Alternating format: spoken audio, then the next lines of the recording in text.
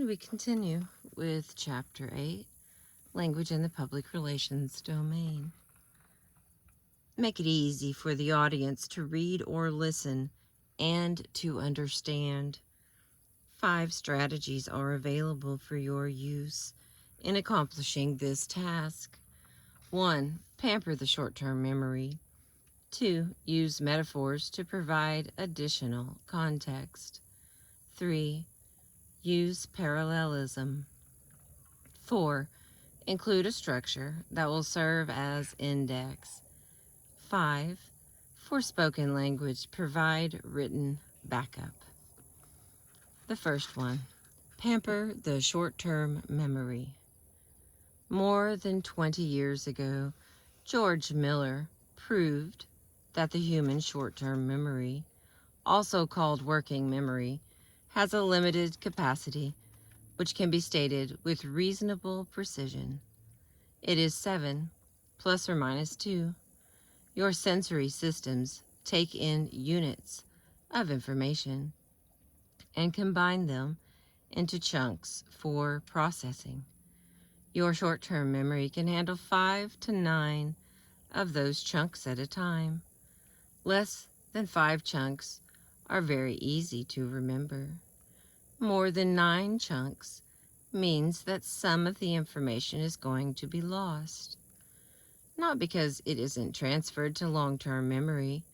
So far as we know, everything gets transferred, but because it is transferred without an index.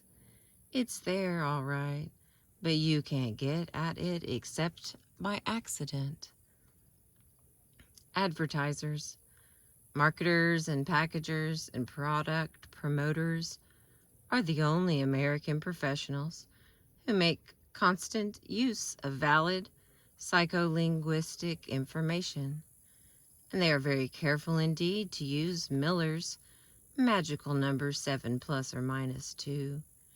It's not an accident that phone numbers are 7 digits long, divided into a chunk of 3 numbers and a chunk of 4 numbers, or that when area code is added, it is added as a separate chunk.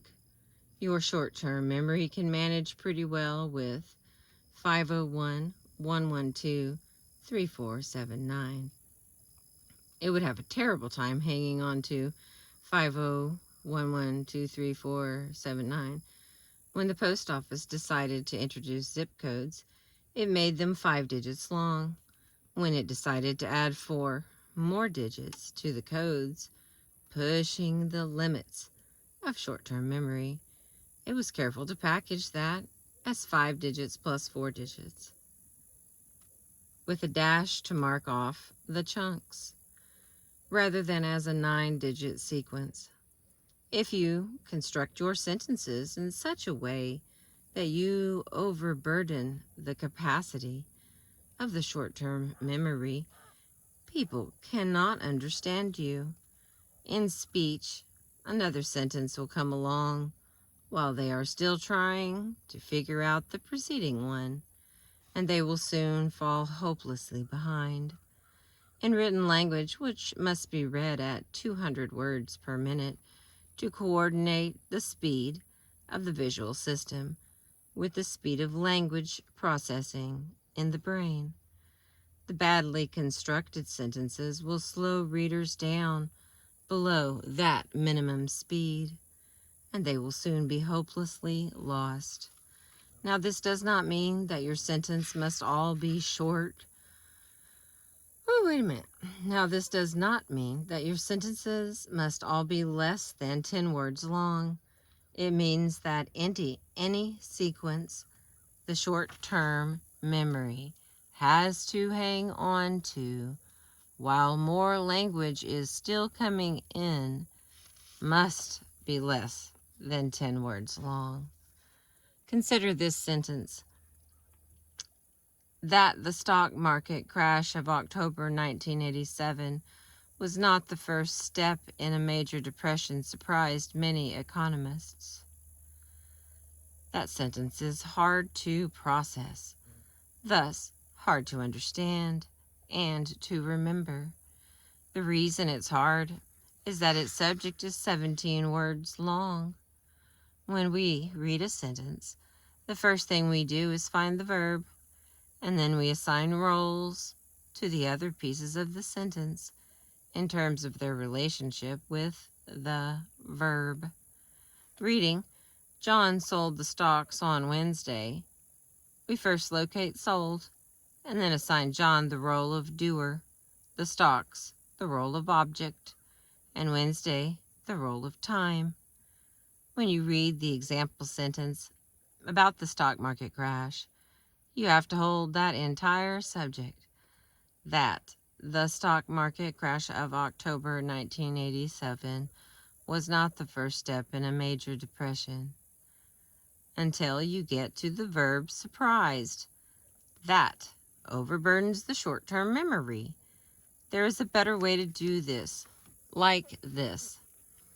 It surprised many economists that the stock market crash of October 1987 was not the first step in a major depression.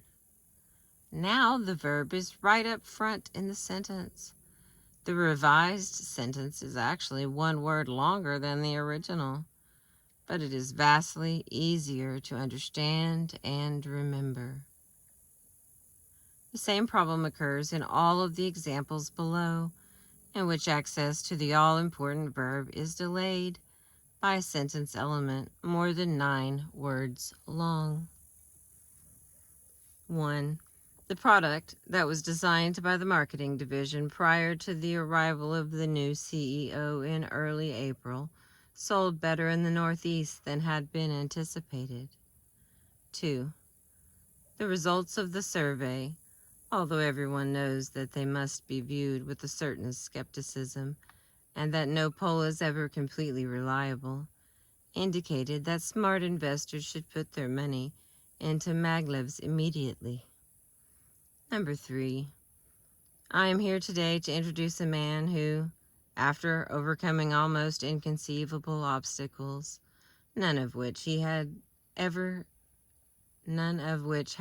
been encountered in the Asian market previously, and any one of which would have meant failure for the average executive, saved the company from bankruptcy.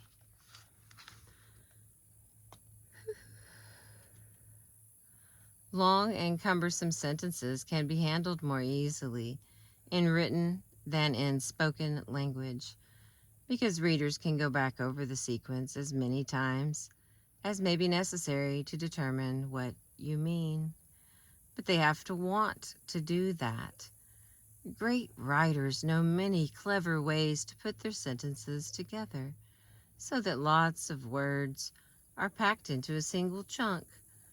They know how to write material so compelling that readers are willing to work to understand it. But unless you are a great writer, you would be well advised to do everything you can to accommodate yourself to the short-term memory's capacity. Next one. Use metaphors to provide additional context. The speaking and writing that you do should be brief. People will forgive you for not being inspiring or brilliant. They will not forgive you for taking too much of their time. No speech you give should ever last more than 20 minutes. To find out how long your written pieces should be, take a successful speech that you can deliver comfortably in 20 minutes. Get it typed up in a manuscript format, and from then on write something approximately that size. For me, this will be 7 double-spaced pages.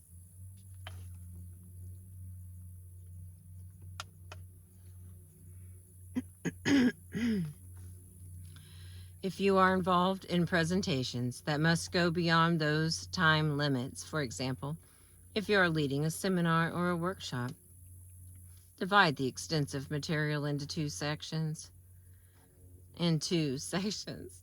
none of which should be longer than 20 minutes. Then allow 10 more minutes in each section for taking questions and comments from participants. It's hard to get much detail into 20 minutes or 7 pages, But if you have a unifying metaphor, one that is shared by your audience, they will automatically fill in the details you had to leave out. Metaphors, say X is Y or X is like Y. Metaphors with like are traditionally called similes. To impress people with your brilliance, try for a metaphor that is fresh and new and surprising. But for pampering the short-term memory, choose one so familiar that you can count on everyone to know all about it. The old Western frontier is an excellent example. Suppose you have to give a pep talk for a new sales campaign. You start like this. The first thing I want to say to you this morning in just 2 words: wagons ho. All right. That sentence says the sales campaign is like the campaign to develop America's Western frontier. You do not then have to go on and tell people which parts of the operation are like the drivers and which are like the covered wagons, and the deserts, and the wagon trails, and the whips, and the oxen. They know all that.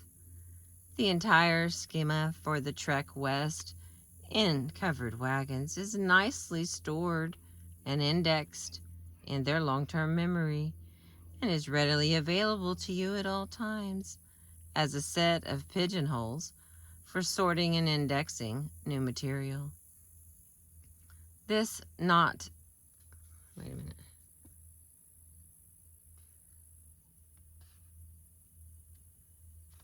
That does not make sense. This, not an ability to win trivia games, is why it's important for students to learn trivia, so that they will instantly recognize and be familiar with the shared metaphors of their culture. Find a metaphor that will fit your message and that can be established with only a few words, like wagons ho. When people hear you say, "Gentlemen, the starting whistle has blown, the first quarter has begun, and we are on the field," they automatically set up 3 more index slots in their memories, one for each of the 3 additional quarters they know are included in the game. They set up a slot for the various members of the team and are prepared to toss people's names into those slots when you announce them. Metaphors do much of your detail work for you and expand the content of your words so that you gain a reputation everyone would like to have, as someone who can be counted on for the brief, effective talk or article. 2 warnings are necessary before we move on. First, no matter how clever a metaphor may seem, always stop and think about its presuppositions before you use it. Telling the group that a sales campaign is like a famous battle is fine, but don't choose Waterloo. Second, watch out for the stowaway metaphor, the metaphor you never intended to present, that you did not put into the X is like Y pattern, but that is in effect presupposed by your words. In the October 1-14, 1985 issue of OBGYN News, the International Medical News Service quoted a professor of obstetrics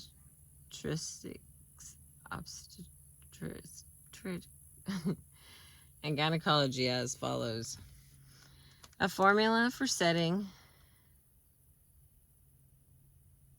a fee that can be easily explained and justified to the public could start with a local fee for embalming, which falls into the $500 to $800 range in many localities. 2 or 3 times this amount is an appropriate base fee for the care of a pregnant woman and the delivery of a baby. We can safely assume that the professor did not intend to set up the metaphor.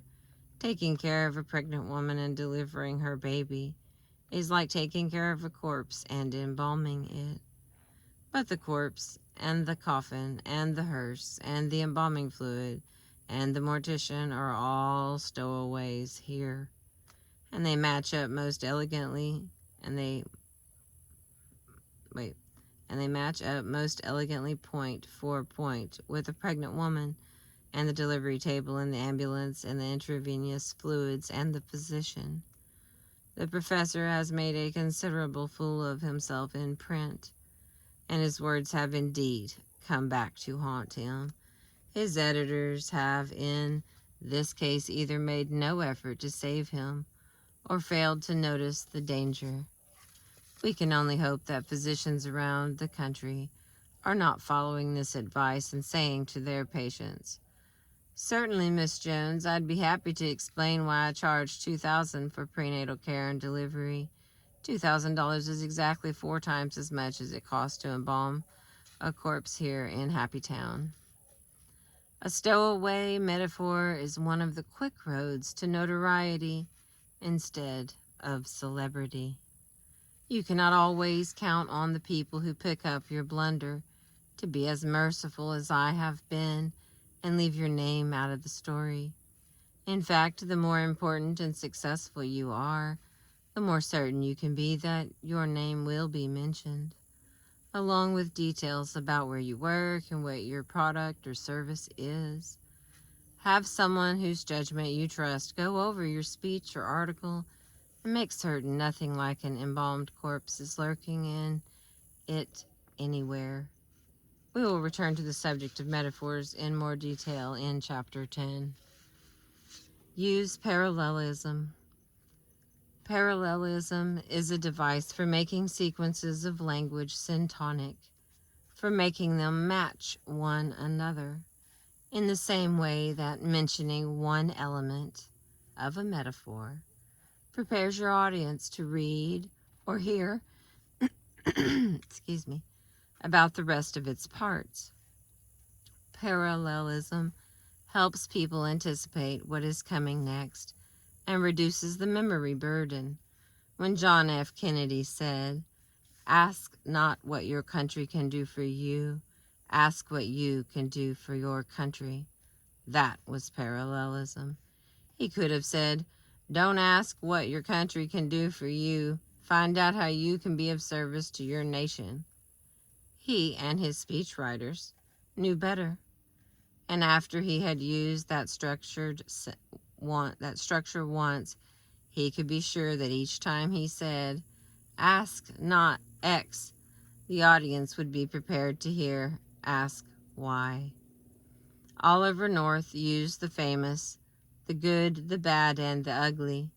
He was too skilled to say good things and some things that are bad, and also ugly things.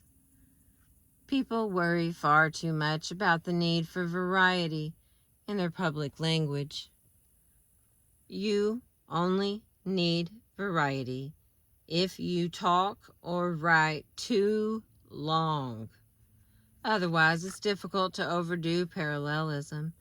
If you need examples of the various patterns that make parallelism possible, you'll find an ample supply in any textbook on rhetoric. The next one.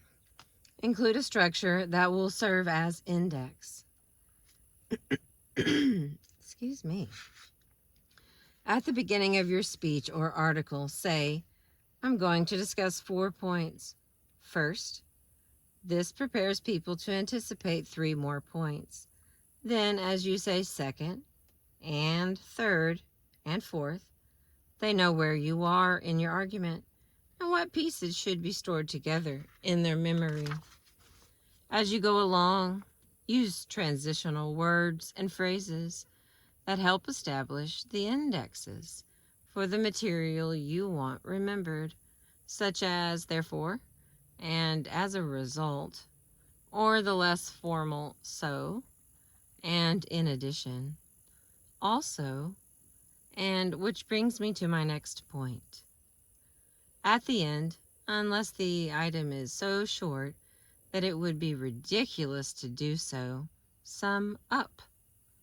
Especially for spoken language, With written language, the audience can always go back and look over the material again. That isn't true for speeches, and a fast review of your major points is usually an excellent idea. If you find that you can't construct such a review, it usually means you don't have any major points. It's better to find that out early so you can fix it. Don't be a fanatic about this. There's a military version that says to tell them what you're going to tell them. Then tell them what you told them. That's overdoing it. Don't tell them what you're going to tell them.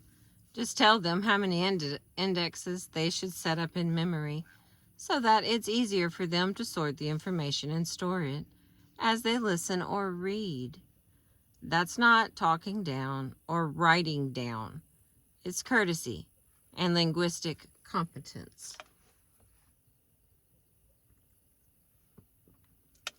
Next one. For speeches, provide a written handout. You don't need a handout for the 6-minute talk. You don't need one for a talk that is an introduction to someone else's speech. But beyond that, a single page that gives your audience an outline of what you intend to say is helpful. In the same way that a table of contents for written language is helpful, you will have had to prepare an outline for your own use in any case. It's neither difficult nor expensive to run off copies for the people listening. Like summarizing your main points, preparing the outline is an excellent way to give your talk a quick physical. If you can't outline it, it's in bad shape and must be restored to health before you make it public. If you'll be using names and terms your audience has not heard before, or introducing formal concepts that will be unfamiliar to them, putting those items on a written handout will keep people from getting lost while they wonder what you said or try to write it down. On page 169 is a one-page handout that I might distribute at an introductory verbal self-defense workshop for the general public to show you the sort of thing I mean. You don't need the copyright line for something genuinely informal, but it's much better to have it and not need it than the other way around. If you would object to having someone else use the material in your speech without your permission, do put your copyright lines at the bottom of the page. If this is a matter of major concern to you, add another line that says the material is not for quotation or duplication or distribution. I don't think this is paranoid at all. It won't help people. It won't keep people from quoting you and talking about what you said, but it will keep them from appropriating the material wholesale, and it will serve notice that you would prefer to be contacted before they proceed. You do not have to register a copyright of this kind or any other copyright with the government. There is one additional advantage to having a brief written handout when you're doing a talk. It gives people who are not good listeners or not willing listeners a way to keep track of how far along you are. This tends to soothe them, and they may listen after all. And the next one. Make it easy for the audience to organize and remember. All of the communication strategies listed here so far will help you reach this goal. Use them. In addition, I strongly recommend making use of a venerable rhetorical device known as the Rule of Three.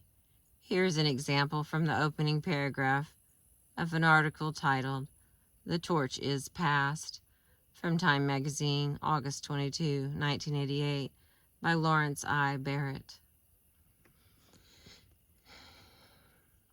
First in graceful defeat, then in glorious triumph, and finally as a reassuring symbol of the presidency itself, Reagan became the conservative, constant, through 2 decades of Republican resurgence. We are extremely comfortable in this culture when things come along in threes. We learn about the goodness of threes as children when we encounter the 3 bears and the 3 little pigs and the 3 billy goats gruff. We learn that in fairy tales, you get 3 wishes, and we carry this 3 preference into adulthood.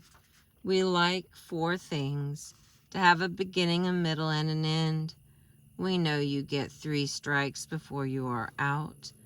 And we know the 3rd time is a charm. When one item is introduced in a set and no other information is provided, audiences expect 2 more. If you live up to their expectations a time or 2, they will assume that is a rule for the duration of the speech or article. This helps them organize the material and puts them at ease. Barrett's sentence above is a flawless example. He lists 3 contexts in which Reagan had the leading role: defeat, triumph, and as symbol of the presidency. Then he uses parallelism as a way of making the list memorable.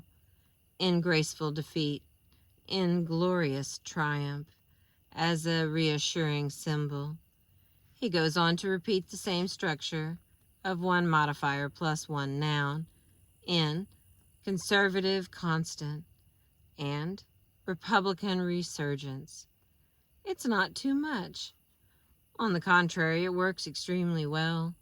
Here is the same message written slapdash by me for comparison. Reagan took his initial defeat gracefully and followed it up with a big win, becoming a reassuring symbol of the presidency. This made him the conservative constant through 2 decades of Republican resurgence.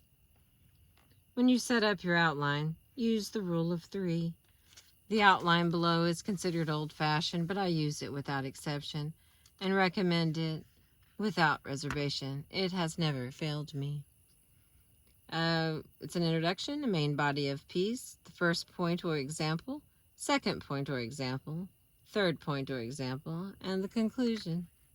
For instance, memorandum. I know you've all been wondering why we haven't put in the new computer system that was planned for early February. There are 3 good reasons for the delay. First, the manufacturer did not complete production of the computers by the December 10th date that had been announced.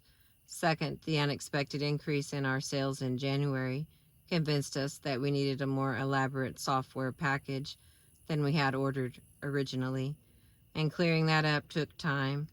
Finally, the recent series of blizzards in the Midwest has caused one serious delay in shipping after another.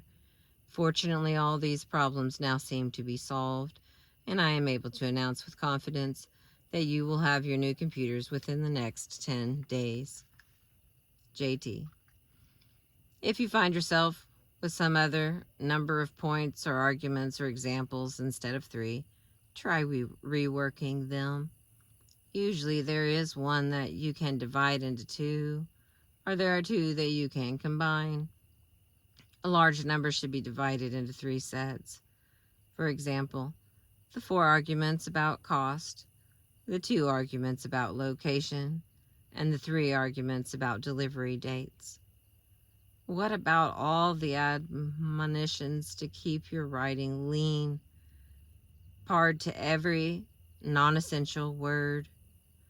After all, I have been stressing the urgent necessity to be brief. Isn't this rule of 3 business, along with the parallelism, going to lead to padded writing? No. Even Herschel Gordon Lewis, whose specialty is the writing of ad copy, where you really must make every word count, cautions us to not confuse leanness with anorexia. And I would add an additional warning: don't confuse osteoporosis with leanness either. You don't want fat in your public language, but you must have bone and muscle or it will collapse. The rhetorical techniques described here provide the underlying structure necessary to make your language strong enough to carry your message. Padding is something that happens when people recognize that their language is weak and they have no solid structure to use in strengthening it.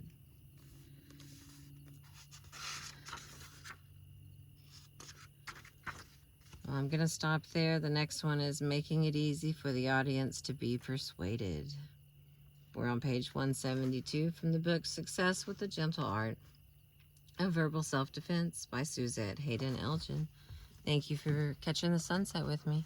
I appreciate you.